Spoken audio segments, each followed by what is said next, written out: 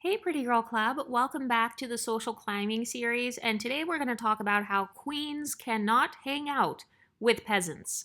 So, when I talk about queens and peasants, I'm talking about the mindset, okay? So, yes, there is a such thing as a peasant mindset or a poverty mindset or a dusty mindset. And some of the Pretty Girl Club was talking about this in the Discord today. By the way, be sure to join my Patreon if you want to get access to the Discord. We've got lots of other content creators in there and pretty girls. And the Discord is what is directly influencing my content. So if you have a lot of video requests or like you just like talking shit, definitely join that because we spill all the tea in there. There's lots of gossip in there and fun stuff, fun girly stuff. So one of the things that I've been thinking about recently was how I actually had to let go of one of my friend groups. So I'm the type of person who does have a lot of friends, like in real life. But I have noticed though that some friends vibe well with me, whereas other friends, like the friendship kind of dies off. So with this one group of friends, they happen to all be unambiguous. And I was thinking about it. I was like, why am I not friends with them anymore? Like, why did I refuse to go to the hookah lounge with them when they asked me to go? Number one, I don't drink or smoke, so that's part of it. But I started thinking deeper into it, and I was like, okay, first of all, the hobbies don't match. So if you have queen energy, if you have level up energy, your hobbies are going to be different than women who have kind of this dusty mindset. And I thought about it. I was like, every time I ask these girls to go on a hike with me, every time I say I want to do something that has to do with working out, none of them want to do it. And they all happen to be overweight. They're all unambiguous. They all happen to be overweight.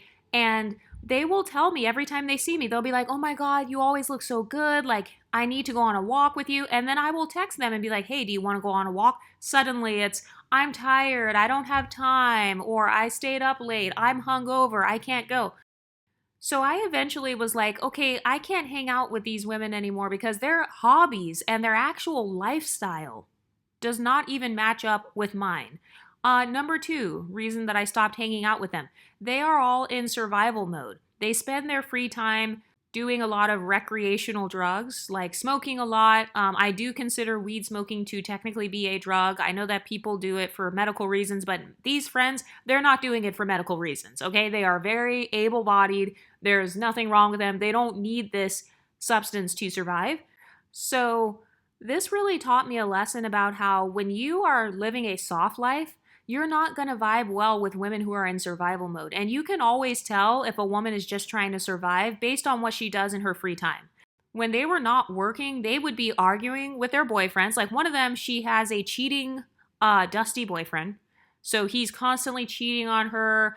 Same thing with another girl, actually. The other one is actually married and she has a cheating husband. I was there one time when she was trying to FaceTime him. It was like past midnight. He didn't come home. There was just so much drama. Literally, every time I'm around these girls, they're always having drama with their significant others. So that's another thing that happens in the life of a woman who has kind of this dusty peasant mindset. She's always in some sort of drama. It could be relationship drama, it could be extreme family drama.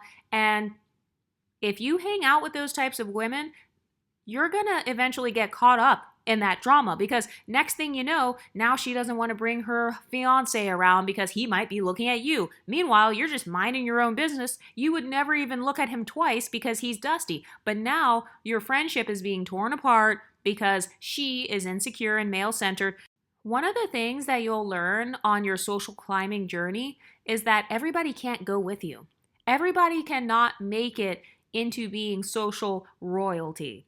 And when I say social royalty, what I really mean is that you are reaching your own personal goals for your social life. So think about the type of social life you want. I know that for me, I like to have a life that is filled with fun, classy events. I don't want to sit around and just smoke all day. I don't want to do that. I don't even smoke at all. So it's like, I don't want to sit around and inhale your secondhand cigarette smoke or your secondhand weed smoke.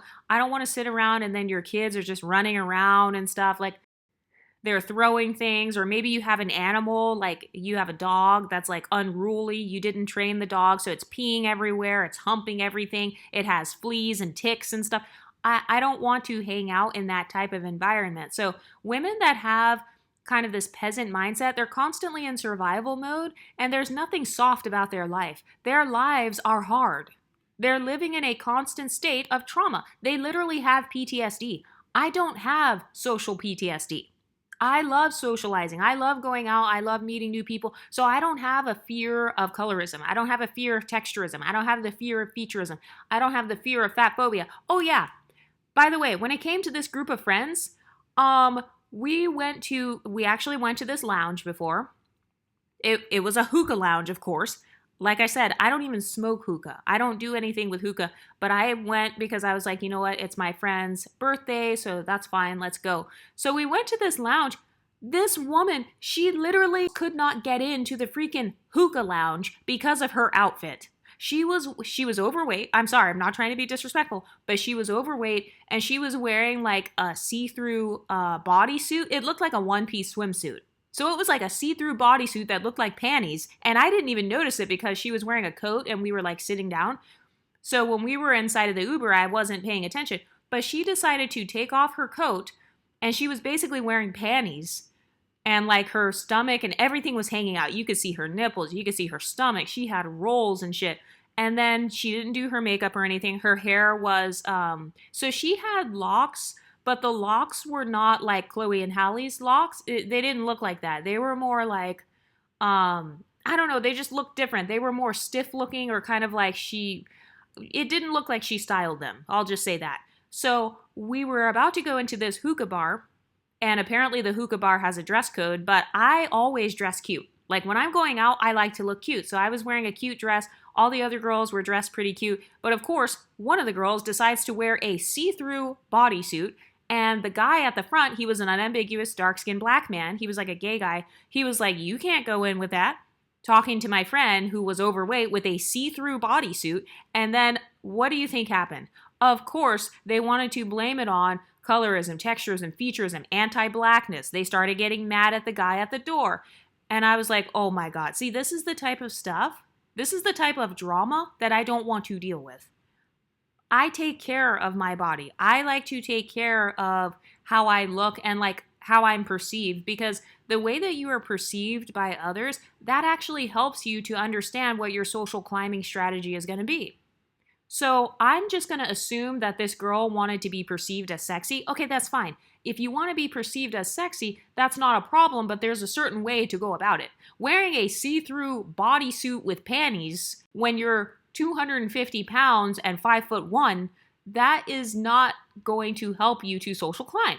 She would have gotten into the venue if she would have kept on her coat. But because she decided to be ratchet, now we are getting held up at the door, and I was actually embarrassed because I was like, oh my God, this has never happened to me. Like, I have never been in a group of girls where somebody in the group can't get in to the bar. Like, I've never had that happen ever in my life. Usually me and the rest of my friends, we all can get in. So of course, all of us other girls got in, and then because she couldn't get in, because she decided to like be ratchet basically. So then we went to this other bar, and by the way, this was a long time ago. This was like years ago. But we went to this other bar, and she got into that one. She didn't show her little bodysuit thing, and she got so drunk when we were there. She got like blackout drunk basically. So she could not even sit up. She could barely stand. She was extremely sloppy. And then the rest of the girls in the group, they didn't even want to dance. They were just kind of standing around. You know how they have like sections? So she got a section, and I was thinking to myself, this is a major waste of time and money because I'm literally just sitting here in this little section thing. I'm not even walking around socializing. Well, I did actually end up walking around by myself, like after we got seated and stuff. But it's like, we're not even really walking around socializing. You guys are barely talking about anything. All you guys are doing is just getting sloppy drunk, just sitting around drinking and watching all the other pretty girls here having fun. And so I thought about it. I was like, I have never had fun with this group of girls. And it's because they have a different mindset. They have different hobbies. I've noticed that like with that group of girls, all the unambiguous big girls, they just happen to all be unambiguous and they happen to be big. I did not stop being friends with them because of their weight or because of their race. But I am mentioning that because I feel like they blamed things on their race when it really wasn't their race. It was their mindset. So another thing that happened with them was Besides their relationship drama and besides them drinking and smoking, it seemed like they were always trying to escape their life. So the drinking, I felt like them drinking a lot and all of them smoking a lot and wanting to get hookah and stuff and wanting to get crossfaded and all this. I felt like all of that was more of a coping mechanism. They were trying to escape from their daily lives, whereas I enjoy my life. I love my life. I love traveling. I love looking beautiful. I love going to classy venues. I like trying new hobbies and stuff. So they seem to rely on different substances and drinks and stuff and men as a way to escape from the mental hell that they were living in. And so the reason that I ended up cutting them off was because I realized I have never had fun with them. Whenever I went out, like if it was someone's birthday, if we went to a hookah place, if we went to a restaurant, if we went to a concert, I never had fun. Like I would come home and be like, I'm so glad I'm home. Or I would actually be out with them and I'd be thinking, oh my God, I want to go home. Like I want to go back to my apartment. I could be cleaning right now. I could be recording right now. I could be doing so many other things.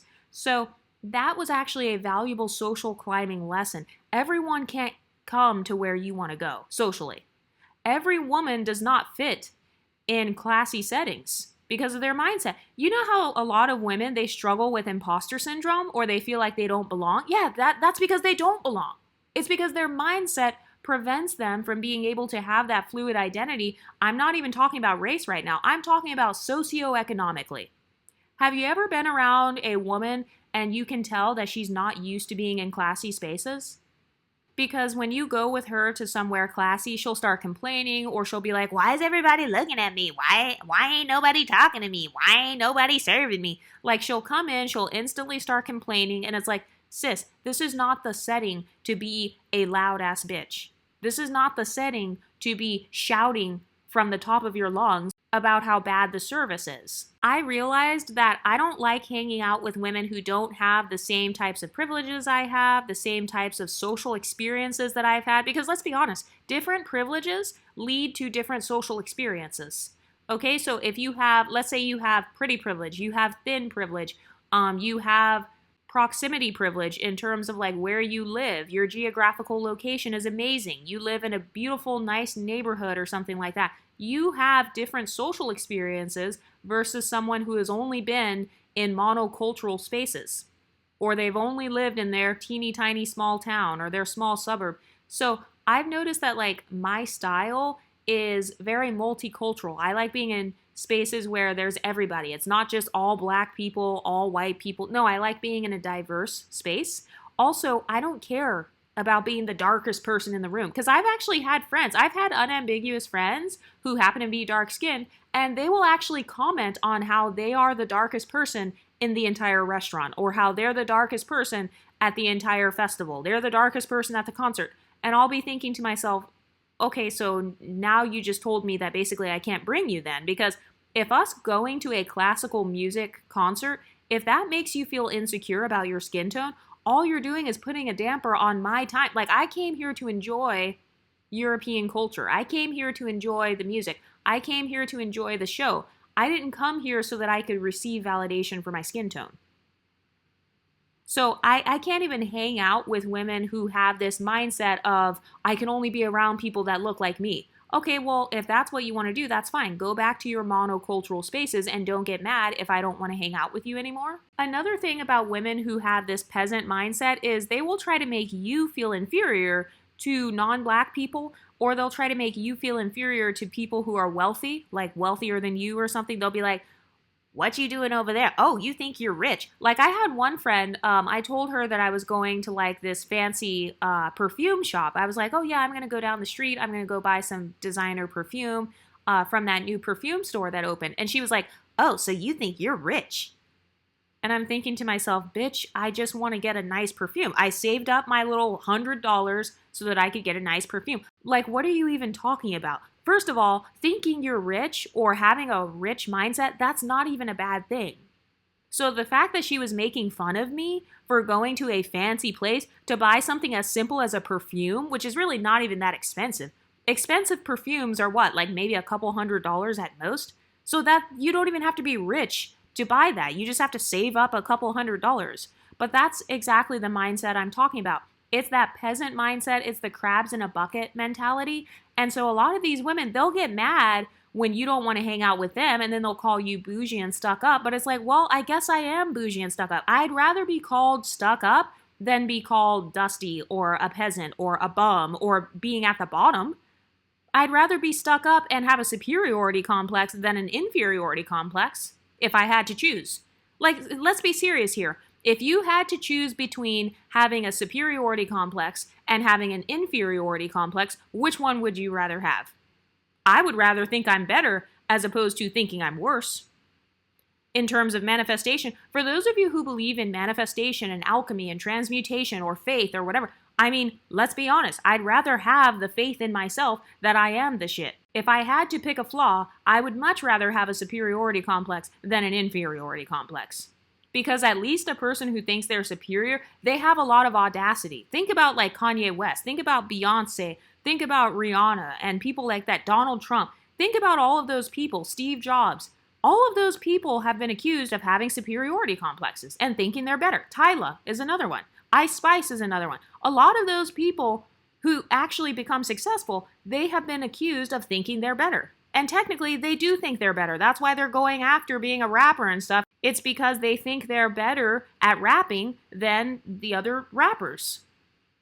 And it's working out for them. So if I had to choose which flaw to have, I would choose a superiority complex every single time. Because at least I get to have a pedestal if I think I'm better. And I'm not saying that I do think I'm better, but I'm just saying if I had to choose a flaw, I would rather have that flaw than have an inferiority complex and think everyone's better than me. No. But queens cannot hang out in the presence of peasants.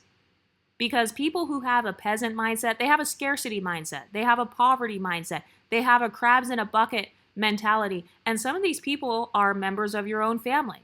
These are the people where they don't want to move out of the hood. They don't want to move out of their home state. They don't want to move out of their hometown. They don't want to date different types of men. They would rather go through the same cycles over and over. Another thing that I've noticed about women who have a peasant mindset, they are constantly in the middle of intergenerational trauma. So if their mom was with a bad abusive guy, she's going to be with a bad abusive guy. If all of her friends are alcoholics and they smoke all day, she's going to be doing that. So a lot of these women, they're followers. A lot of these women have taken on the negative mindsets of their own ancestors. So like their moms, their grandmas, their aunties, their cousins. There are some people who will try to steal money from their own family members. There are people who will try to scam money. Like one of my family members, she actually has $1 million business. And some of our own cousins literally stole money from her. Or like they tried to scam her out of money, basically. That's exactly what I'm talking about. That's a peasant, dusty-ass mindset. So you are so bad at managing money, and you're so desperate to the point where you're willing to steal from your own family member who tried to give you an opportunity to level up financially. Those are the types of people that I can't hang out with. The type of people who want to steal your money. The type of people who want to take you off your pedestal. They don't want to build up their own body. They would rather just put you down for your body. They'd rather body shame you or shame your beauty. They'd rather beauty shame you instead of building up their own beauty. Queens cannot hang out with peasants. They can't. So let's say you're working a job right now and you've got basic betties at your job who are like being a bitch to you. Well, you don't have time to think about that. You're too pretty for that. You need to think about the wine tasting class you're going to this weekend. You need to think about the bonfire that you're going to this weekend. You need to think about what you're going to be wearing to the event that you're going to. So that's why I like to always have social events planned for myself, and I will go by myself. I'm not afraid of being alone. See, having a fear of being alone will prevent you from social climbing. That's a peasant mindset. Oh, I'm scared of being seen out by myself, so I'm not going to go to the cooking class. I'm not going to go to yoga. Okay, so then don't get mad when your whole life revolves around work. Don't get mad when you look up in 15 or 20 years and the only thing you've ever done is sit in a cubicle and go home. Go to the cubicle, go home, cubicle, home, repeat. I'm not living my life like that. I'm living a soft life. The soft life for me does not revolve around cubicles and offices. My life revolves around my hobbies. My life revolves around doing different things so that I can level up. I just tried a new pastry shop a couple of weeks ago, and now I have a new favorite European pastry. It's called marzipan. I don't know if I'm pronouncing it right, but that is my shit. So now I'm going to try to find another pastry shop. Me going out by myself and not being afraid to try new things on my own, that has helped me to social climb. So now if I talk with someone who is familiar with those types of pastries, now I have another conversation starter. Did you know that being knowledgeable about coffee and stuff like that, it has actually opened so many doors for me, like for friendships. It's opened doors for me in terms of dating. So let's say you are into dating like intellectual guys or something. Maybe you like to hang out around smart people. Well, you're going to have a hard time if you yourself are not smart. If you don't read books, how do you expect to connect with people who do read books? If you didn't go to college or if you're not educating yourself in any way, how can you expect to fit in with educated people? And you don't necessarily have to go to university, but you should be educating yourself if you want to be a part of an educational culture. So the way you live your life, there is a culture of your life. What is the culture that you come from? What are the cultural spaces that you like hanging out in? And this is a part of why I had to let go of my overweight, unambiguous friends. It wasn't just because of the weight and the unambiguous part, it was the mindset attached to it. So it would have been different if they would have had a level up mindset, but no, it was literally their mindset and the fact that whenever I went out with them, it was not fun. Because I don't want to just go and get cross-faded every weekend. That doesn't even vibe well with me. Like, no, I want to talk about books. I want to talk about what we're going to do in terms of our businesses. I want to hear your life update about what you've been building in your life. I want to talk about travel. I like having friends who travel a lot. That's a lot of fun. Like, I want to talk about what our next girls trip is going to be. I want friends who are generous because I'm a generous friend. I will buy my friends coffee. I'll pay for the Uber sometimes. So I want friends who are also generous towards me. Like some of my friends, they've bought me my favorite coffee before. So that's the type of culture I want to hang out with. I want to hang out in a place where those women are royalty. I want to hang out with women who are social royalty. And when I say that, what I mean is they treat themselves like a queen. They treat themselves like a princess. They treat themselves like they belong.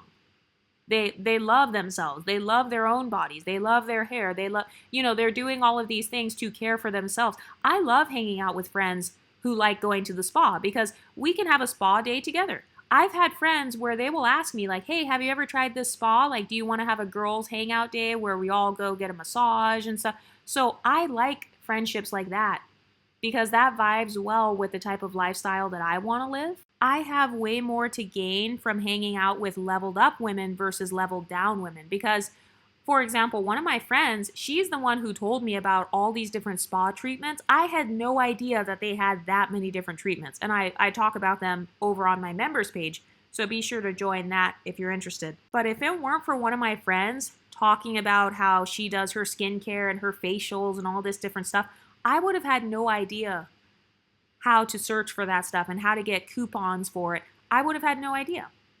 But because I chose to hang out with women who treat themselves like royalty, it made it easier for me to access those spaces.